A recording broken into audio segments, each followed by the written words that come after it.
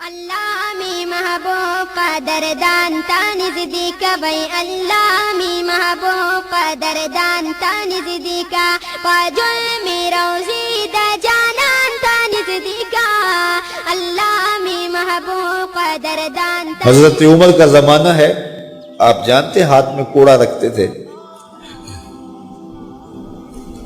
تو آپ جا رہے تھے، ایک شرابی تھا، ہاتھ میں اس نے بوتل شراب کی پکڑی تھی، گلی کا موڑ کاٹا اس نے تو آگے حضرت عمر نظر آئے۔ حضرت عمر تو موقع پہ سزا دیتے تھے، ہاتھ میں درہ پکڑا ہے تو اس نے دل ہی دل میں کہا مالک عمر کے قہر سے بچا لے، پکی توبہ کرتا ہوں آج کے بعد شراب نہیں پیوں گا، اور جلدی سے وہ شراب کی بوتل بکل میں بغل میں دبا لی۔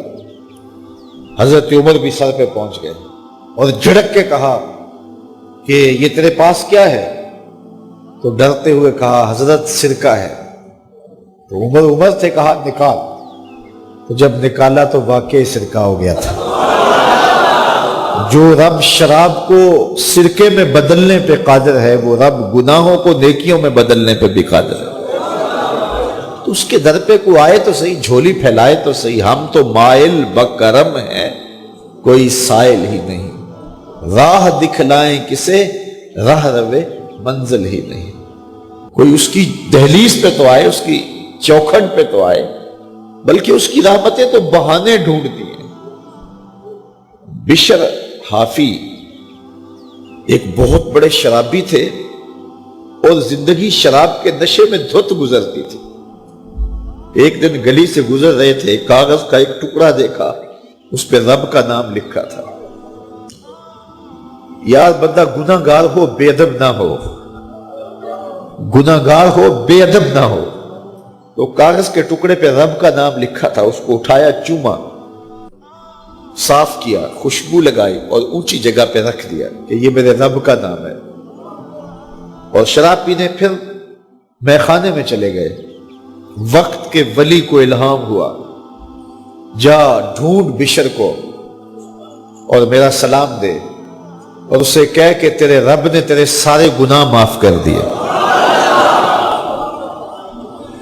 نکلا، پوچھا بشر کون ہے؟ لوگوں نے کہا وہ تو بہت بڑا شرابی ہے۔ اللہ اکبر۔ گھر پوچھا، کہا وہ شراب خانے میں۔ شراب خانے میں پیچھے چلے گئے۔ وقت کا ولی اللہ شراب خانے کے دروازے پہ دستک دے رہا ہے۔ اندر سے آواز آئی، کون؟ نام بتایا، کہا میں بشر کو ملنا چاہتا ہوں۔ کہا وہ تو نشے میں دھت پڑا ہے۔ ساقی میخانہ نے کہا کہ وہ تو نشے میں دھت پڑا ہے، کہا اسے ملنے آیا ہوں۔ تو اس نے جا کے کہا کہ باہر تیرا کوئی مہمان ہے۔ تو بشر نشے میں ہی ڈولتا ہوا ننگے پاؤں دروازے پہ آیا۔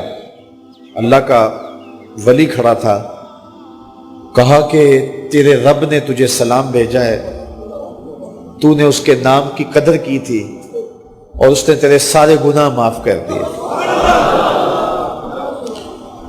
بشر حافی ننگے پاؤں تھے، اس وقت نشے میں تھے۔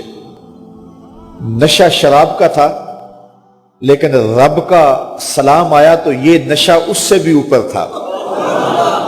جھوم اٹھے اور کہا کہ میں اب رب کا سلام آیا ہے تو اب میں ننگے پاؤں تھا، اب ساری زندگی میں جوتا نہیں پہنوں گا۔ عربی میں حافی ننگے پاؤں والے کو کہتے ہیں، تو بشر حافی کو بشر حافی اس لیے کہتے ہیں کہ وہ ساری زندگی پھر برہنہ پا رہے، انہوں نے کبھی بھی جوتا نہیں پہنا تھا، زندگی بدل گئی، لیکن پاؤں میں جوتے نہیں پہنتے تھے کہ میرے رب کا سندیشہ جب میرے نام آیا تھا، میری جب تقدیر بدلی تھی، میرے رب نے جب مجھے محبت نامہ بھیجا تھا، مجھے سلام بھیجا تھا، پیغام بھیجا تھا، تو میرے پاؤں میں جوتا نہیں تھا۔ تو بشر حافی جوتا نہیں پہنتے تھے، تو رب نے کرم یہ کیا کہ بشر حافی نے گھر سے مسجد میں جانے کے لیے جو راستہ اختیار کرنا ہوتا تھا، اس راستے پر جانور گوبر نہیں کیا کرتے تھے، جانور لیت نہیں کیا کرتے تھے۔ یہ بشر حافی کی گزرگاہ ہے۔ ایک دن ایک شخص آیا تو جس راستے سے بشر حافی گزرتے تھے تو وہاں کسی جانور کا گوبر پڑا ہوا تھا۔ تو اس نے بلند آواز سے کہا ایھا الناس، لوگوں سن لو، بشر حافی انتقال کر گئے۔ لوگوں نے کہا تمہیں کس نے بتایا ہے؟ کہا یہ گوبر پڑا ہوا ہے، اس کا مطلب ہے کہ آج بشر حافی اس گلی سے نہیں گزریں گے۔ تو جب پتہ کیا گیا تو حضرت بشر حافی کا واقعہ انتقال ہو گیا۔ کوئی سچی توبہ کرے تو صحیح، کوئی اس کی دہلیز تو آئے تو صحیح۔ ہم تو مائل بکرم ہیں، کوئی سائل ہی نہیں، راہ دکھلائیں کسے راہ روے منزل ہی نہیں۔